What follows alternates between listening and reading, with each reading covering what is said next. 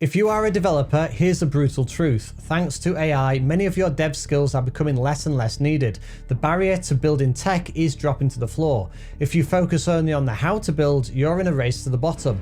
Now more than ever, the money and the skill and the demand is no longer in your coding ability, it's in the application of it.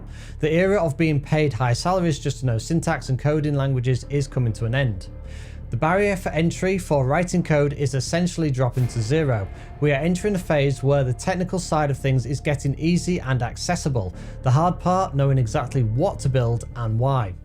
This isn't a doom and gloom video, this is a wake-up call. If you want to survive this shift, you have to stop defining yourself as a coder and start defining yourself as a problem solver. Now more than ever, knowing exactly what to build and why is the key skill. Don't worry though, because your knowledge of development is still very valuable, even if AI is now doing the coding. I was discussing this shift in my school community recently with a few developers, and we realized that the people who are going to win this new era aren't the best coders, they are the ones who are the best appliers of this technology. Say somebody's a product person and they understand how to solve problems and how to approach the design of the product. Mm-hmm. So all else equal, if like there's somebody like that that's really skilled at that versus somebody like me, or I'm not a great example because I kind of focus on all of it, but somebody who has the technical aspects but hasn't focused on actual product development or product design, I would go with the product person in 5 years. That's probably a better person to build that kind of stuff. Jake from Right Zero understands where things are heading in 5 years. As a developer, he sees the ever-increasing importance of being a product person.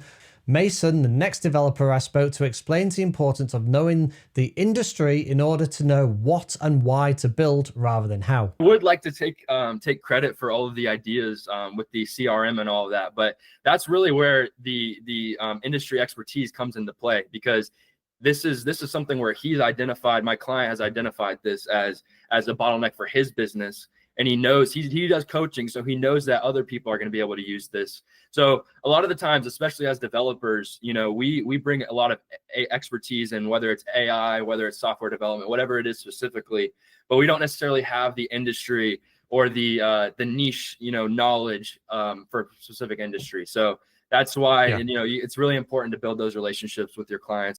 Mason goes on to explain the importance of getting validation on your idea before doing lots of development on it. And definitely as a developer, like there is something to be said about, you know, if you're trying to gain experience doing a project, just to do a project is definitely not a bad thing. But when you're looking to build a project and build a business or trying to solve a business problem, you always have to get validation first, because like if you don't have any validation, unless it's something that you specifically know it's a bottleneck in your business or it's a problem that you actually experience. If it's something you're trying to solve a problem that you think exists, like you have to validate it first. Because if I had gone through this whole process and my client was like, we really don't spend that much time on this. This is something super easy for us. We outsource this or whatever it ended up being, it would have just been a waste of time. And I would have sunk 100+ hours into this for nothing. So that's so important. I'm glad you touched on that, because idea validation is the most important part. Even before you start building, or just build the minimal possible product, right? Minimum viable product, and then get your validation, because you don't want to waste a bunch of your time and money building a product that no one wants, or that doesn't solve actual business issues and doesn't provide value, you know? So we agree that contextual knowledge of development is still going to be important. In an era of AI, there's still a need for development knowledge, even if raw coding is now done by the AI. I was discussing this myself with Shrubs, another AI developer. At the end, it's always kind of been the same case though. The people that know how to apply the development and to apply the tech are the ones that do the best. And I don't think that's going to change with AI. I think basically the application of it is still the thing that's most important, and we're probably getting to a point where it's even more important than it was before, because the tech side of it is getting easier.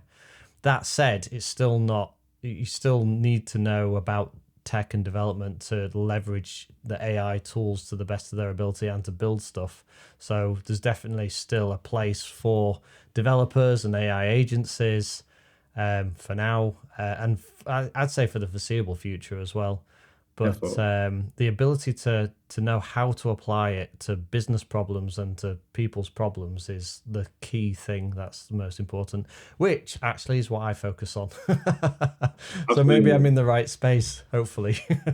You definitely are. I think so. And you've worked with data as well. So I think that gives you a superpower. I made this video because this topic has come up a lot in my conversations with developers in my school community, where we showcase what developers are creating for their clients. I'm personally focusing on this skill myself as I bridge the gap between business problems and technical solutions. I connect business owners with trusted developers who know how to navigate this new landscape. I start with education for business owners and their staff, and you can find my courses and services on my website learnmanagementonline.com or Udemy, where I've taught over 130,000 professionals and I have multiple bestsellers. You can also join my school community, of course, showcasing AI for business. All the links will be below this video. And if you enjoyed this video, drop a like and subscribe, and I'll see you in the next one.